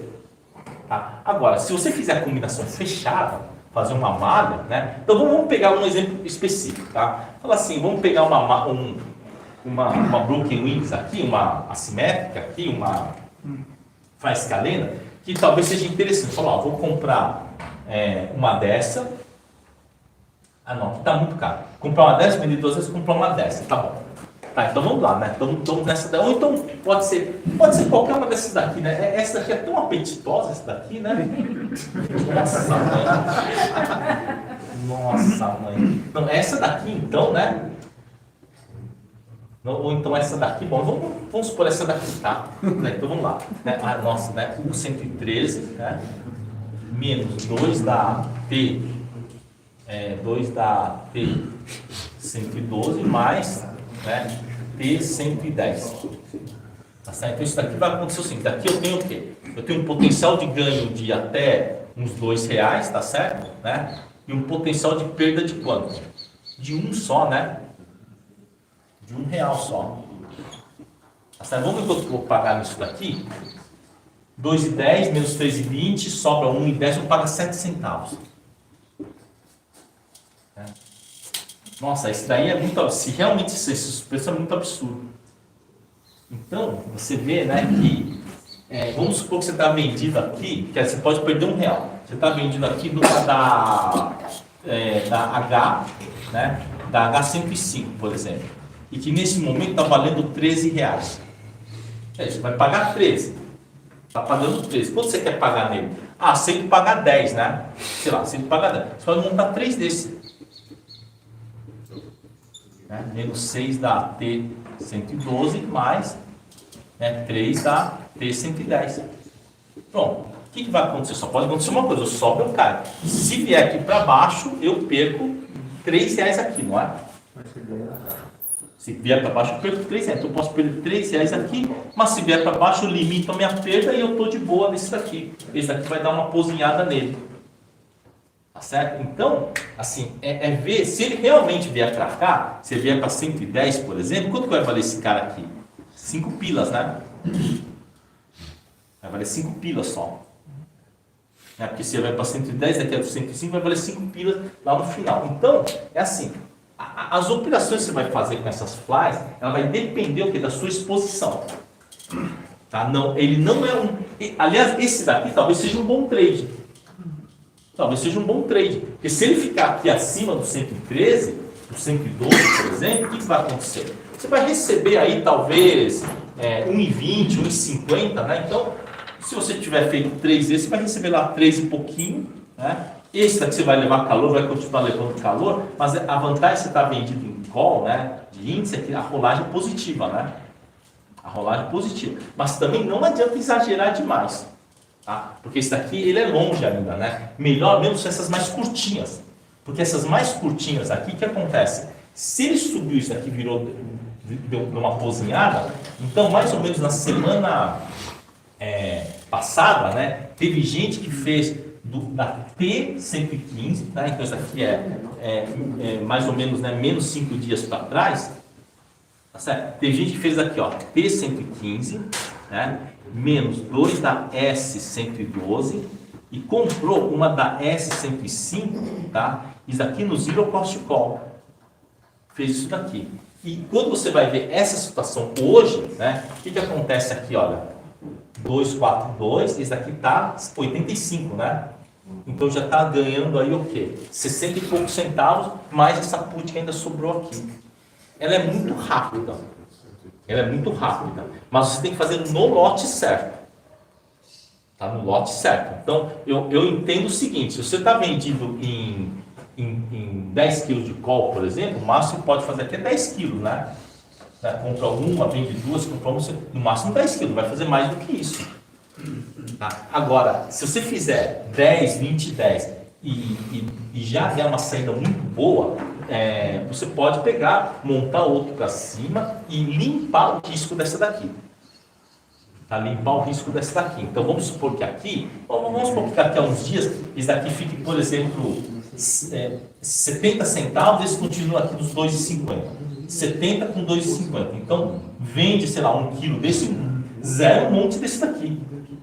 Para reduzir o risco caso o mercado caia. Tá? Mas é importante você ter essa visão empírica do negócio. Você olhar para a operação, né? Pegar essa operação e falar assim, olha, essa operação eu vou estudar, ver qual que é a melhor combinação para mim. Tá? Eu sugeriria, né? Geralmente assim, ou no 115, né? Ou no 118, tá certo? Se o mercado dá uma caída, né? E tem que ser assim, você tem que montar e estruturar ela em relação ao que você está vendido e esperar ele degradar. Quem fez essa daqui T115 com a S112, né? Eu acho que se esperar, isso daqui deve no final dar uns R$2, 2 e pouquinho, se ele ficar meio por aí. Tá? Mas realmente essa questão de que um mês para frente é só 30 centavinhos a mais, é uma coisa fantástica, né? A gente tem que aproveitar o quê? Aproveitar isso daqui. Quer dizer, aí, pô, tá ruim para rolar, então não rola. Você pega e compra esse cara aqui e vende alguma coisa aqui para você poder ganhar com desgaste. Tá? Então, veja aqui, enquanto você tem, né, eu vejo duas características inapropriadas para o estudo de opções aqui no Brasil. Você tem todo mundo só pensando no quê? No preço da opção, na precificação da opção. É uma coisa simples, se está barato eu compro, se está caro eu vendo, não é? É isso. É isso que a gente tem que fazer. Então, esse daqui está barato em relação a esse, então esse eu compro, eu não vendo agora. Esse está barato em relação a esse.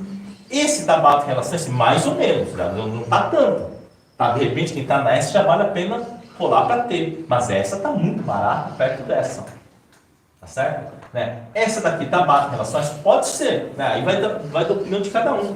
Né? Mas aqui, por exemplo, se o cara comprar 10 e vender 12, ele vai fazer zero cost call e no final aí do vencimento, ele vai, se estiver acima do 113, ele vai ter o quê?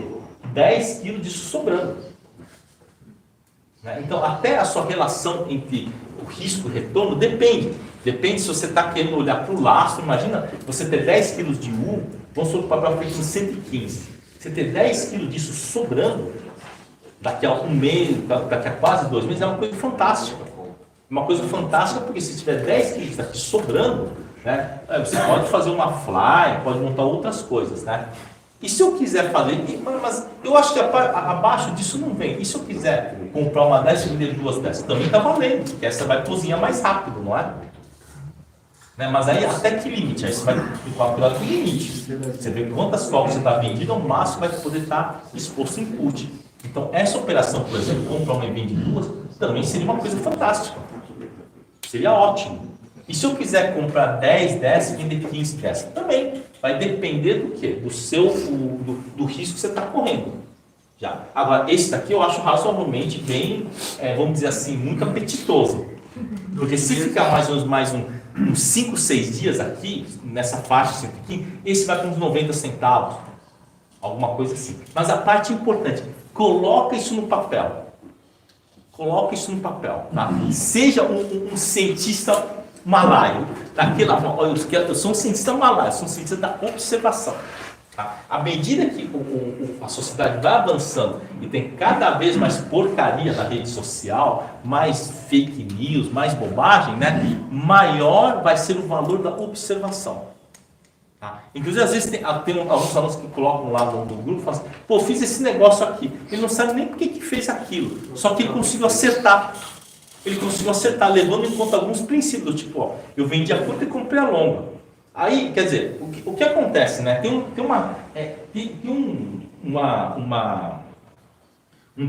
professor de matemática, ele é professor de história da matemática lá da USP, chama Nilson Machado. Tá?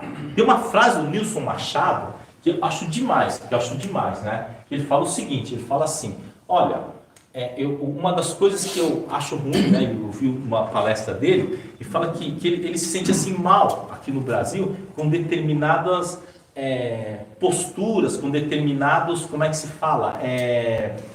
Com determinados costumes, né, que o novo aposenta o antigo. é quase sempre assim. Você não tem um convívio, né, de mudança. O novo, né, aposenta o antigo. Então, muito do que aconteceu aqui no Brasil, da nossa desindustrialização, foi por isso. Agora pode importar, vamos importar tudo e acabaram com as fábricas. Isso foi um horror isso daí. E foi um horror. Então, os países que mais cresceram têm o quê? Tem as melhores fábricas, né? Você vê esses países que estão crescendo muito, ou eles vendem serviço, ou ele não fica importando. Ele produz seu produto lá e cria produto para exportar. E aqui não, aqui a gente pegou e a solução fácil foi: agora vamos importar tudo. Aí passou a se importar tudo, nós temos o quê? Um problema seríssimo, né, com a nossa mão de obra. Né? Nós começamos a desqualificar a nossa mão de obra porque não tem onde trabalhar. Eu até lembro nos anos 2000, mais ou menos, né, que o indiano tinha uma dificuldade muito grande de arrumar uma colocação sendo formado numa universidade pública, das melhores universidades, que ela estava achando emprego, ou o que achava era muito ruim, né, o salário. Então aqui a gente tem um problema de que o pensamento novo aposenta o antigo. Tá? Só que essas operações desse tipo, no passado eram feitas muito. Só que quando começou a aparecer as opções de 2 anos, o que começou a acontecer? Todo mundo foi focado somente nesses 2 anos. O que não está errado, ele é muito melhor. Mas as de 2 anos, quando você compra uma call longa e vende uma curta, ele vale a pena quando está razoavelmente dentro do dinheiro. Na linha do dinheiro não vale muito a pena. Porque na linha do dinheiro, o que acontece? Vamos fazer uma comparação aqui. Uma comparação aqui entre as puts, né? Entre as puts na linha do dinheiro. Então, o nível de exposição que você precisa ter para fazer hedge, ele começa a ficar cada vez mais alto, né? Então vamos lá. Quando estava lá o papel estava 97, né? Dá para você comprar uma da P100, né? Dá para, vamos supor, P100, né? Você vendia aqui, você comprava um, né? Você comprava e vendia mais ou menos 1.4, né? 1.4 da S100. Quer dizer, a sua exposição era razoavelmente baixa aqui, né? Mas é porque também estava lá para baixo, né? Agora vamos supor que você, aqui no 115 você vai fazer uma coisa parecida. Você comprar uma da P115, você tem que vender praticamente 3, né, da S115. Essa exposição ela não é uma exposição muito boa. Quem já fez lá no passado, fez de 1 para 1.7, 1 para 2, valia a pena. Tá? Então antes, né, quem tinha feito antes, vendeu aqui 2 S115 e comprou uma da P115, esse cara tudo bem. Não, aqui teria que ser quase 4 agora, né? Agora está quase 4, 3 é 4T. Aqui tem o quê? Você tem que fazer quase 4. Vamos supor que fosse 4T mesmo. 4T, né? Teria que vender o quê? 3 da P115. Então, esse nível de exposição, tá? Ela é muito alta, esse nível de exposição. E se cair, você começa a sofrer. Mas é porque eu estou olhando o quê? Uma coisa de mais de 2 anos. De mais de 2 anos aqui, tá? Aqui era uma condição que estava boa. Agora, se você for montar agora, tá? Talvez a operação não é essa. Essa operação talvez não seja muito boa. Talvez seja melhor essa daqui, olha. Comprar aqui, por exemplo, né? Tá no 115, talvez essa operação seja melhor. Vender 2 da S113 e comprar uma da, né, U110, 113. Tá? Porque o que acontece? Você começa a olhar só para opções de 2 anos, né, você começa a não olhar para essas outras que te dão uma possibilidade muito melhor. É isso que eu falo. O nosso pensamento novo fica aposentando o antigo. Esse é um grande problema nosso. E daí você também tem que evitar isso, tem que pensar assim. Por isso que tem que sempre colocar o quê?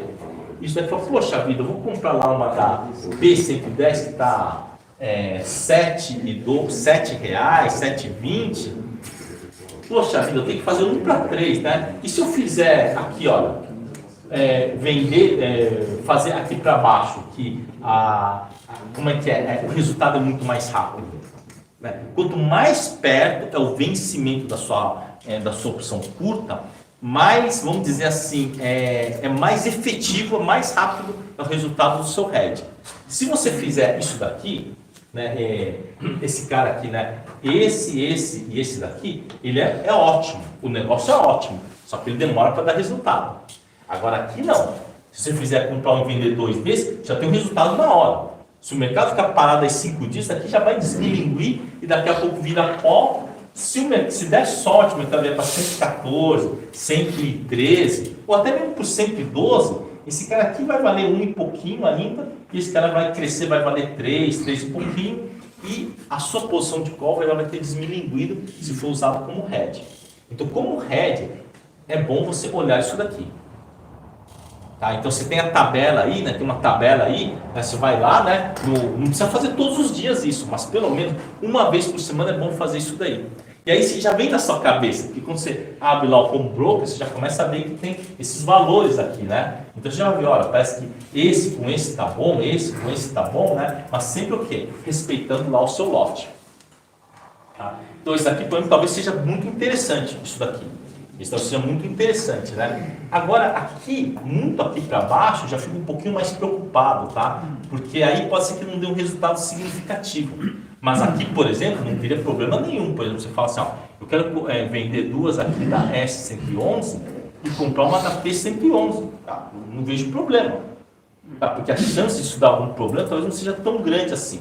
Tá? Você aguarda, né? Você aguarda um pouquinho isso daqui, dá uma desmilinguida, mas sempre que você fizer esse tipo de hedge, né, esse tipo de operação, uma trava de impulso horizontal muito curtinho, né, quando ele começa a dar um bom lucro, você já zera ele.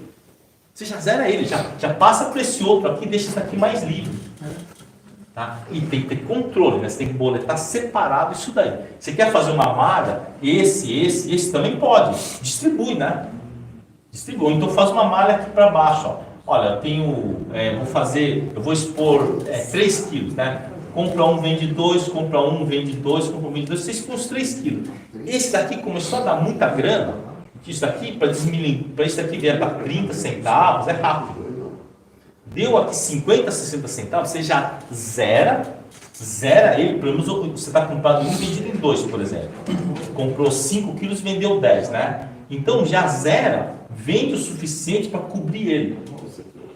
Tá, então vamos supor, aqui tem 5, aqui tem 10, tá certo? Tem 10 vendidos. Vamos pegar um exemplo aqui. Você tem menos 10 da S110 e tem 5 da T110, tá? Então aqui tá assim. E aí deu uma desmilinguida, esse daqui foi para 30 centavos e esse daqui foi, por exemplo, se manteve aqui no R$1, por exemplo. Então quer dizer, você já teve um ganho aí, né? Então, qual que seria a solução aqui para você reduzir esse risco aqui? Então você vende aqui, mais 1 para 3,3, vende 2 quilos desse daqui e compra 7 quilos da outra.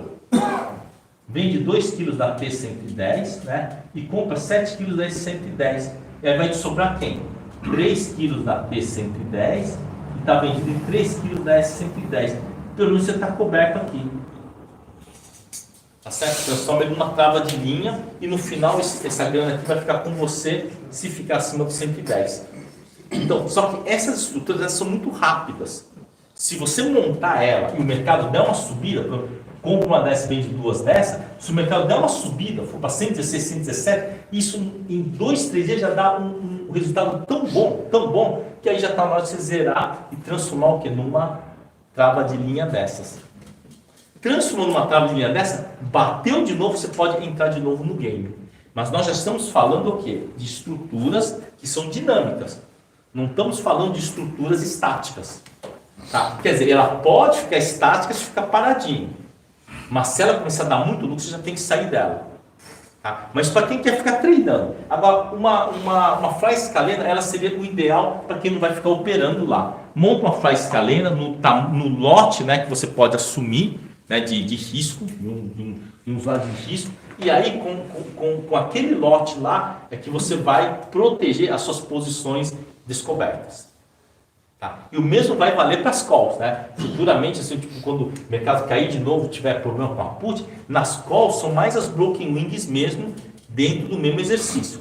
Nas puts, como a put longa, né? A put longa ela é muito barata perto da curta, então vai fazer mais sentido a gente pensar nessas operações dessa natureza que são o quê? As flies escalenas, ou então até mesmo, né, os boosters horizontais. Tá? Mas é importante aqui essa questão da observação. Pode pegar lá, né, as operações lá do grupo, mas o importante é que você também, né, entenda, né, tenha confiança, autoconfiança suficiente e falar assim, olha, quem tem margem não paga a conta. É só ir fazendo hedge, porque a bolsa não sobe indefinidamente, nem cai indefinidamente. né? Então sempre você vai ter condições de fazer algum tipo de hedge em que caso o hedge dê errado, a sua posição que está dando ruim acaba ficando boa. E também aqueles hedges que você ganha tanto na posição como no hedge, aí é uma maravilha, né? Tá? Mas isso funciona para índice. Para papéis é mais complicado porque pode destoar mais, né? Pode ter uma movimentação aí mais feroz, tá bom? Então é isso, né? Tomar um café, né, gente?